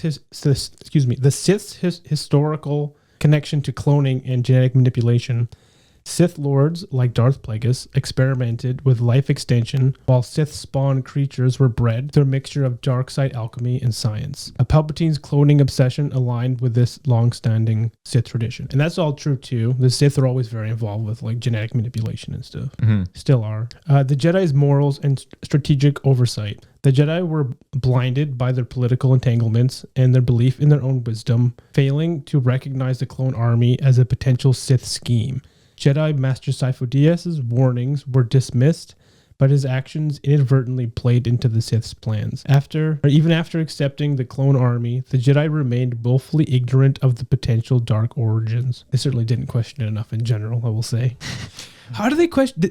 For me, also, this isn't brought up in the article, but did they ever question how it got paid for? No. I mean, yes. Sorry. Partially. So, Okay. assumingly that because of the whole Palpatine plotline that was, like, what's the term? Like, it came out of left field, like, right when they rewrote that last movie, right? So it wasn't supposed to be the plan. But the First Order government in general is funded by various nefarious, like... I'm sorry, I'm talking about the clone army from the prequels. Oh, sorry. Well, the initial wave, because eventually the Republic does have to pay for more. I'm talking the initial wave. But the initial wave... That Sifo Dyas put into... Yes, the initial wave is also funded. I mean, technically Dooku's behind it. Yeah. And Palpatine. Yeah. So and if lots of resources there between Palpatine and his like royal heritage, as well as Dooku being a count. Like they've got, and in Bad Batch, they totally they made it look like Dooku was like a hoarder of a rich dude. Like he had so much wealth and power. Yeah, I'm sure he plundered lots of planets and stuff. But I think the EU, if you can correct me if I'm wrong, but I think in the EU it was paid for by the banking clan under Plagueis, right?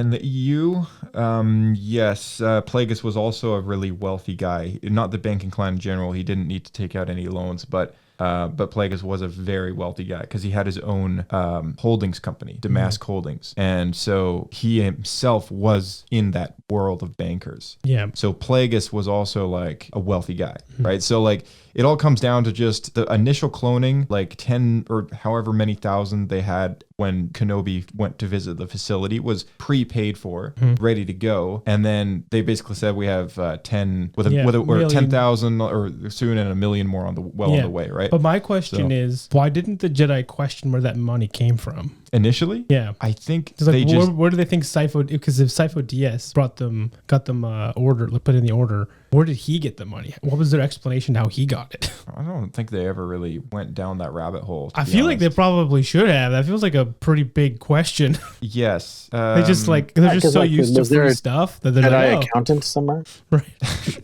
Right. Like there is some more story to be told there 100%. But just to pause on that for a sec, like, is this an extension of like that article that you were just reading? No, this was just something that came to my mind when I was reading it. Okay. Are we done with the article? Or Matt, did you have anything to say about the article? No, that's it. I mean, it's interesting, but yeah, Palpatine and Plagueis and Sephiroth, and they're all behind it. And the Jedi, I think, were worrying about other stuff. I don't think it's an interesting question. I don't think there was like a Jedi accountant going over the finances and stuff. And even with the Force, I don't know if they're thinking about like how it's getting funded. I don't know. That's kind of interesting. Maybe they're just so used to getting a free ride off the Senate and everything, off the Republic, they just didn't question it.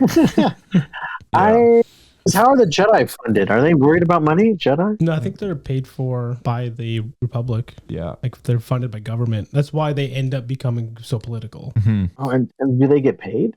No, well, they don't get paid. I guess so. Qui-Gon has salaries. credit. It's like they're supplied with financial backing. It's so like a government funding a monk temple. So Yeah. it's like everyone there just lives basically for free. They just do their tasks and everything they're supposed to, but they get room and board. Yeah, like their food is all taken care of. Their transportation is all taken care of. Clothing. Clothing, anything they need to do their jobs on certain planets. The book that we're currently reading right now is actually just a giant Jedi mission trip. Like, yeah, that's basically it's not what I was expecting. It's not what I was expecting either. Yeah, we'll talk about it on the book review, but yeah, like their money basically comes from the Republic. Yeah. So they're socialists. Yeah. But yeah, okay. So to briefly get back to the article though, well, it kind of all rounds it out to this last point here, and then I'll read a conclusion. So Palpatine's resurrection and its impact on the Star Wars canon. So the decision to bring Palpatine back was divisive, but reshaped the understanding of the Sith's capabilities, and it recontextualizes the Jedi's mistakes, showing how deeply they had lost their way before their downfall. So to re-summarize, the article argues that The Rise of Skywalker subtly retcons the Jedi's role in the Clone Wars, making their acceptance of the clone army even more questionable, by implying the cloning is a Sith secret. Well, not secret, but like Sith has Sith connections. It highlights the Jedi's hubris and failure to recognize the larger dark side plot, reinforcing their blindness and ultimate downfall. See, I think that part of the article is just kind of like a bit of a stretch. Like, I don't think that's just a badly written line. I think they're taking it way too literally. Right. As far as like, all cloning is a dark side thing. No, that's not the case. What I think is happening here is like just misunderstanding the line, but yeah, I think as far as like unto itself, for cloning a Force user though, that's definitely like dark side alchemy stuff. To try and like get a Force user as a clone, like that's crazy stuff. As well as like Snoke's being a created thing of Sith alchemy as well, like what you were saying with like the Sith making creatures of the stuff like that's all Sith alchemy, and I'm glad actually, at least in that sequence where you see Kylo Ren go through the big catacombs in Exegol, whatever.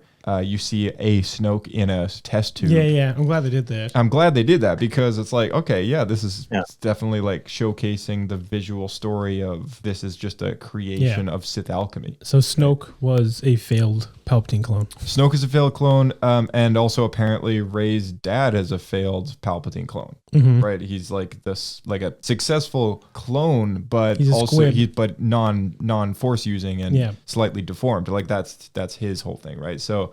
I think like there is some alchemy involved in making a full-on Palpatine body once more that can use the Force, but cloning itself is not necessarily a dark side thing. Yep, fair enough. Well, I do agree with that. I just thought it was worth going through. But through this conversation, I will say I am now really interested to see maybe like a Tales of the Resistance of just how this random character finds out about Sith cloning. There's some like deep story there. Because it does this out. I agree with Josh. This is a bit of a stretch, and from the writer, and trying to make episode 9 relevant. Yeah, right. Like, doesn't it's just They're stretching. They're taking this too far. Yeah, and you can't analyze the lines in this film, really. Like, oh my gosh. Especially not a line like that. But where it's like the problem 6 is that words. It's true, but it also is just such an intensive line that it really stands out, right? Because that line is supposed to explain how Palpatine came back. Right. In one line, like 6 words. Yeah. Yeah. So then there's so much now hinges on this one line. It is kind of, I think what the line does reflect very well though is how a successful force using clone has to be made, right? And this also very like nicely translates into how Moff Gideon is trying to like use Grogu, right? And it's very nefarious, like how he goes about it and how he has to kill the creature in order for them to withdraw what they need from it to extract the midichlorians. Exactly, right? Like there's a lot of like evil going on there.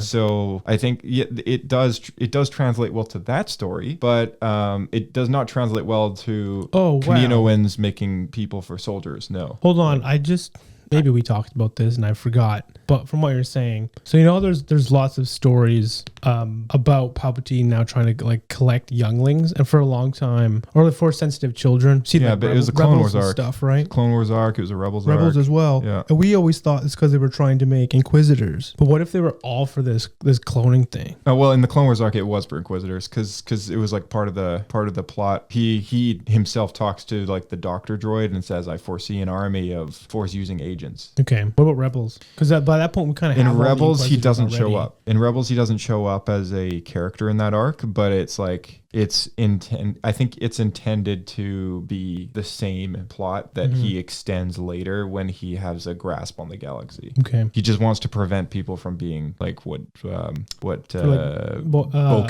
Jedi, like Jedi being trained in the wild by survivors, like Ezra. Like Ezra. Yeah. More like broken Jedi. But it's something to consider though. Like maybe like because of Episode 9 being a thing now, if you retroactively stuff that in that story. Yeah, because if they never explained it, you could argue that was the early days of him trying to figure out. Yeah, maybe he did want to test sucking midichlorians out of a kid and putting them in his own body. Like, who knows, right?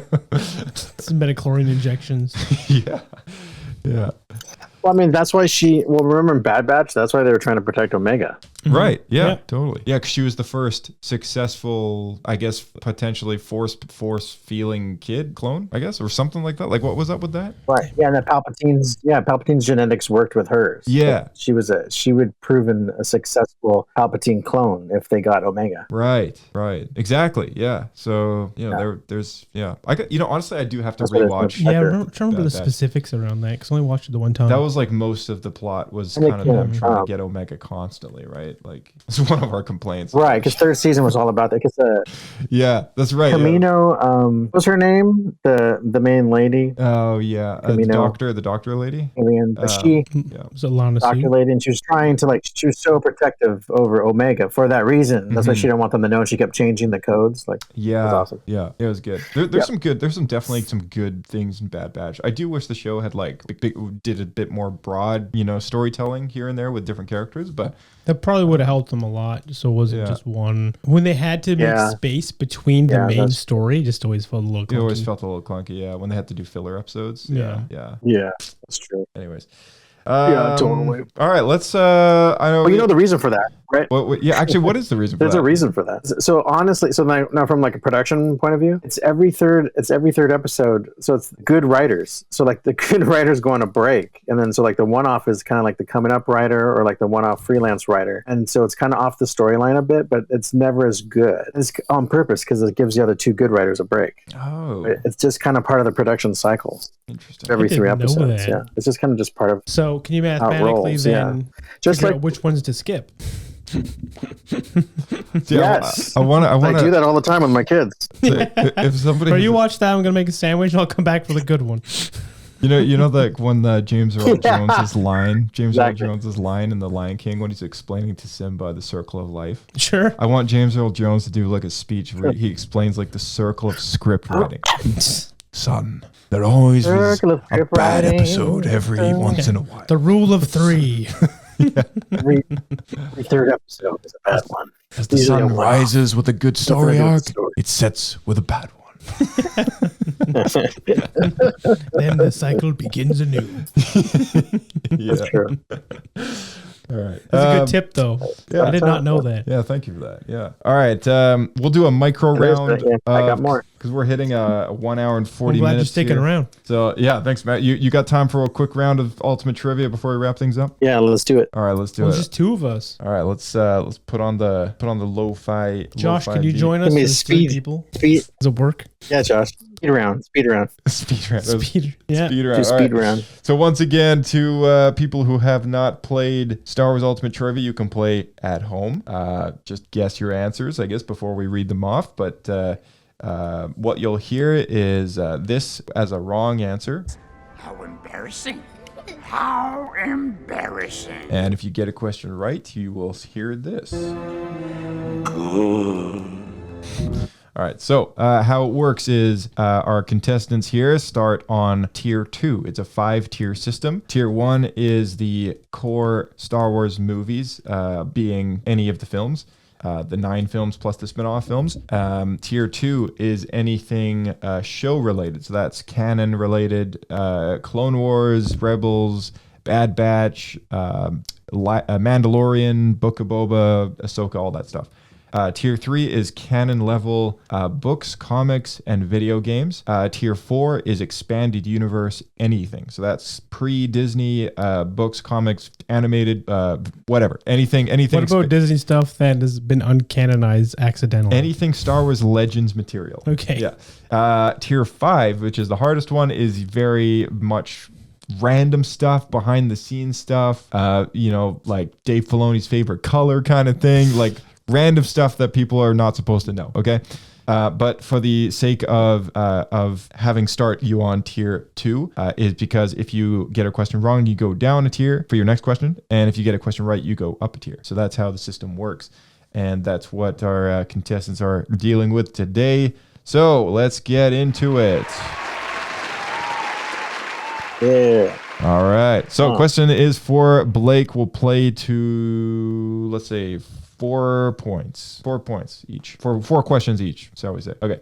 Or first to four victory points. All right, Blake. In the animated movie Star Wars: The Clone Wars, who says, "Soon the Jedi will not only be at war with you, Count, but the Hutt clan as well"? Is it A, Mas Amedda, B, Bail Organa, C, Obi-Wan Kenobi, or D, Darth Sidious? It's not who I thought it was going to be. The name wasn't in that group, so yeah. I've only ever watched that movie like once. All right. Can I get a repeat? All right. Is it Mas Amedda, Bail Organa, Obi-Wan Kenobi, or Darth Sidious? I'm going to have to go with Sidious. All right. Oh, I thought it was going to be Asajj. Like a reply to Count. Yeah, very good. All right, Matt. Kanan Jarrus's real name. Is it Ezra Bridger, Galen Merrick, Caleb Doom, or Depa Billaba? Oh, man. That's a Star Wars Rebels question for you. Yeah. Yeah. Oh, man. I never really. His real name. Say it again. Repeat. All right, we got A, Ezra Bridger, B, Galen Merrick, C, Caleb Doom, or D, Depa Billaba.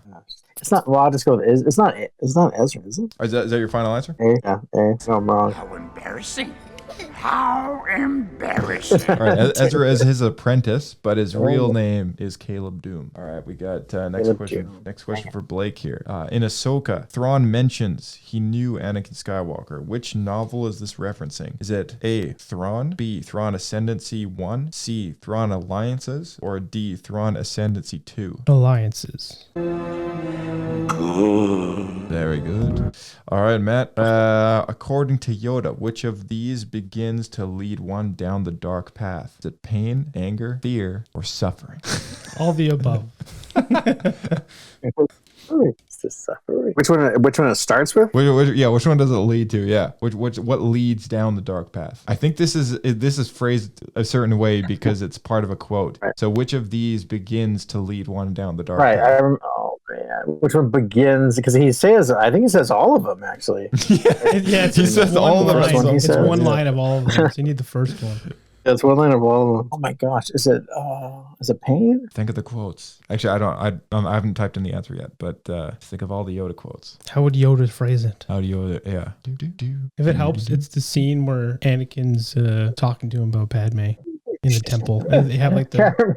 Yeah, I remember this scene, but I don't remember. That was the. You got this. You got this, man. Got this. Well, the last one is suffering. It's not suffering, I know that. The last line of suffering. Is it pain? Is it darkness? No, it's sad. All right, you got A, Say, pain. can you say the, okay, one You more got- time. Say you got- this. You got A, pain, pain. B, anger, C, fear, or D, suffering. Oh, it's anger. You're going with B? We're going with B? I'm with B. How embarrassing. The correct answer was fear. It was C. Oh, I thought it was fear. pain. Fear leads to anger. Oh, fear leads to anger. Fear leads to anger. Anger leads to hate. Man. Hate leads Fear. to suffering. I would have got that wrong too. I thought it was pain for some reason. Pain was a red herring. Yeah, you threw me off, Josh. Liar. Fear. All good. Blake.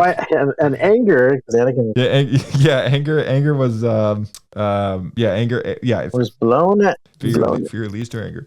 All right, Blake. Next one's for you. How many Ewok leaders are part of the Bright Tree tribe from Ewok Adventures? Oh my goodness. All right, how many leaders do we have? 1, 3, 5, or 8? This is specifically from the Ewok Adventures, everybody. Which one? Legendary TV movies. From the first one, Caravan of Courage, there is something called the Bright Tree Tribe. I think it's 3. I'm gonna go with 3. Going with 3? That's kind of a total shot in the dark, but You got it. Yep. it felt right. Nice. Yeah, good job. All right, that is a tough one. Okay, Matt, back to you. How many bounty hunters were briefed by Vader in Episode 5? Oh, that one's a tough one, actually. Is it 4, 5, 6, or 8? You don't have to think about it for a second. Let's see. You can name the characters if it helps, just to try and spell it out, lay it out for you. Because what IG-88. Yeah. You got the bandaged dude, bandaged up dude. Yeah, Dengar. We got Dengar. We got brown lizard guy with the yellow jumpsuit. Are you talking about Boss? Got his name. He's a pretty cool character. Bosk. Yeah, He's not brown though. He's like green, isn't he? Kind of greenish, I guess. Is he brown? He's got a brown. yellowish brown? He's got. You know what? Is he You're thinking of brown? his like yellow brownish flight suit, maybe. Yeah, because Boss wears a yellow flight suit. Yes. Right. Yeah, Bosk. Okay, so Bosk, bandaged dude, IG-88, Boba. There's that alien looking dude. I think he was in Mando, actually. Oh, you're right. Season 1. One of them was Black. in a live action Star Wars show. I just can't say which one, otherwise it might give it away. Yeah. So then that's is it 5? Wait. Yeah, you're at 5 so far. 5. Hang on, am I missing one? Are those dudes looking up? Let's see, we're looking up. Was Greedo there? Well, this is episode 5, so No, he's not there. freebie answers. Five. Greedo's. Yeah, okay, I'll go. Long gone. Charred go remains with at this 5. point. You going with 5? Greedo's Final dead. answer? Greedo's dead. Greedo's dead. Oh, dang. I'm gonna go with. Embarrassing. How You're embarrassing. missing Oh, was it 6? You're missing. So the last Forloom. the last one that you guessed was Forloom. He was in Obi-Wan Kenobi, but you're missing Zuckuss. Zuckuss is the other one. Yeah, Zuckuss is his partner. He's the The got alien the brown bug-looking robe. thing. Yeah, he's got the Like a little same fat looking looking helmet, but like kind of a brown robe Yeah, on him. like a little like circular bug guy. Yeah, buggy looking. Oh, is he like this? Yeah, the circular bug guy. Oh, that's what I. I think you were Yeah. describing him. I think Forloom is the one you missed. Yeah. Okay, let's do one more Yeah. question each. Just for the heck of it. Blake, when is Wookiee Life Day? December 25th, November 24th, October 10th, or November 17th? It's 2 Novembers. You had to be a jerk. Okay, what are the 2 November dates? Okay, the 2 November dates, answer B is November 24th, and answer D is November 17th. When is American Thanksgiving? Well, that's something you have to go off memory. You can ask Matt for help, though. Yeah, Matt, when is American Thanksgiving? Because I don't know the Canadian one. It's November something. The 24th. Yeah, going with that. 24th. How embarrassing. Really?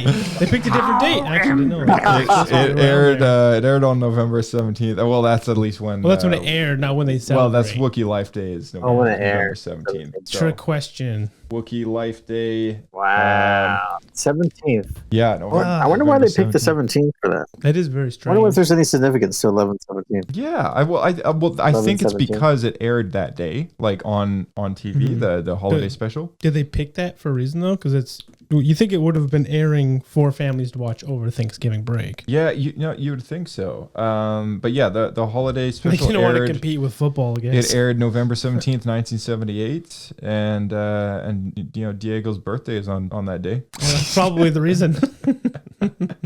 It's also the day that a fan organized Life Day celebration was held at Disneyland's Galaxy's Edge. It's also the day that the Lego Star Wars Holiday Special came out. November 17th is, for all intents and purposes, Life Day. So, yeah. Well, I have to remember that for the rest of my life now. Yeah, now I will remember that now. Yep. I will remember that. All right, Matt. Matt, let's finish off with a point, shall we? You got this, dude. You got this, In dude. the bag. Okay, funnily enough, we were just talking about this with Blake's article, but here's your question. The Rise of Skywalker revealed Palpatine's return to the story at what point to viewers during the movie? Is it A, in the opening crawl, B, on Mustafar, C, on Exegol, or D, in Fortnite? I thought you were going to say that. Fortnite. Let's go. C, right? Exegol? Are you going with Fortnite or Exegol? Oh, no. No, C, Exegol. So, Exegol. All right. That's when we see him at the end, right? So yeah, believe it or not, the Rise of Skywalker had a bit of a pre-movie like event that they launched on Fortnite, and this was to try and get younger audiences into the theater. And they play the audio message that Palpatine beams out into the galaxy across the stars, that people actually hear all over the place, that he's back. It'd be funny if you just sent out him laughing and nothing else. Yeah, I know, right? And this is what the opening crawl of the movie actually references, is the Fortnite game that they like did an audio clip in, and they never played that audio clip in the movie. That's pretty lame. It is really stupid. Yeah, I totally agree. It was so dumb. I know. It made you lose this point on trivia. So you can thank the Fortnite for that. When I said Fortnite in the beginning, I was kidding. I know, it seems like such a joke answer. I totally thought he was like, oh man, he's like bang on with that. What's funny is I actually thought it was a joke at first too. I bet you could throw in Fortnite because that stupid thing that they did, and then you said it. I'm like, oh wait, is this a thing?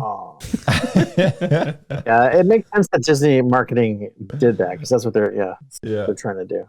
It's just annoying that it's now become like this canon thing. Right. Yeah. The multimedia Star Wars thing is sometimes a bit of a headache at times. But yeah, when it goes into as far as Fortnite, then it's like, okay, not even a Star Wars game, like galaxy important things how can that that are count? only on phone games. Yeah. So then does that make it canon? Is like now Fortnite canon? No. The game isn't canon, but the message is. There's one planet where Fortnite exists in Star Wars. Yeah. Oh, dude, come on, man. No, that hurts. That hurts even more. Is that real? Is that real? Like, there's a planet? No. No. Okay. No, man, you had me there for a second. I was like, it does get very confusing on what's canon, what's not with this Fortnite thing, though. Oh, it does. 100%. Yeah, it's crazy. Anyways, guys, I will say in Fortnite, if they didn't allow you to play as the Emperor but put on different costumes, they made the wrong decision. Yeah, you do get to play as Padme and Anakin and. You play as Palps? You can. I don't know. I don't know about Palps, but like Palps there was a Palpatine's flossing. Like Palpatine's doing the flossing. Oh my god! Yeah. And you have different suits. You can like his beach attire. Yep. or like his gym workout clothes. Oh yeah. Oh dude, 100%. Awesome. Going on a nice date. Awesome. Suit and tie. All right. Well, a happy podcast day or Star Wars podcast day specifically to everyone out there. Thank you for joining us, Kirk, who has now left, and Matt as well. Thank you so much for popping in. Always great to have you, and Blake, of course. Thank you so much for popping in. To be here. Yeah, good to have you. All right. Any last things you guys want to bring up, or as we roll out here? I just got to see an episode of an animated series figure out how this guy figured out all this cloning information, man. Oh, dude, it's gonna forever bother me now. Yeah, that there's this one random guy who has one line and seems to have no real important background that knows some of the most important things in the galaxy. Story breaking. Yeah. Matt's like, I'm first in line for that one. Yeah. Yeah. The consequence of bad writing. That was good. Yeah. Anyway. All right. May the force be with you guys. We'll see you in the next one. Wait, technically that's the third one, right? So is that when the good writers are gone? Yeah. Oh yeah. Oh, it goes with feature too. It proved it. Yeah. It proved it. Sorry, that was a bad joke. We love all Star Wars content. We love it all. Love it all. Assume it all. We'll see you out there. Keep flying. May the force be with you. All right. Thanks, guys, so much. And thank you to our audience for tuning in. As always, we have a lot of cool stuff coming this year. And with Celebration right around the corner in April in Japan, there's going to be lots of news floating out and about. So make sure you go and subscribe to Star Wars Launchpad, because that's going to be a very useful podcast to have when that event rolls around. Link will be in the description below. We will catch you in the next episode of Star Wars Escape Pod. As always, may the Force be with you.